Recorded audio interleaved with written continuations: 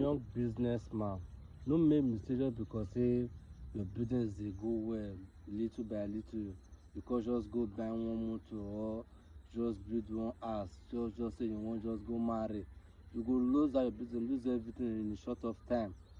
Make sure say your business don dey very standby well, be like say you don get a lot of branches, you don get a lot of money, like ×3 of your business money, of your everything, before you know say you wan plan to say you wan go buy motor. Not just always say your business just dey start to dey make money from your business, your first just to go buy motor.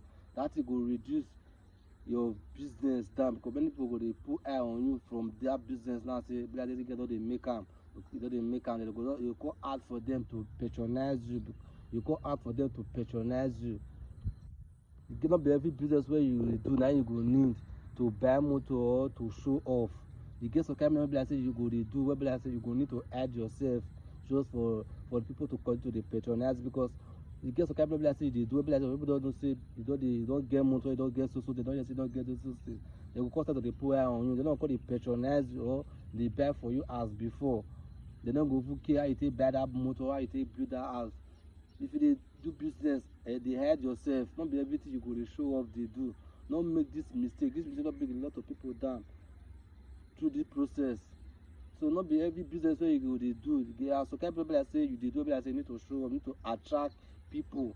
You get people that say you dey do, where be like say you go need to attract people. Not all business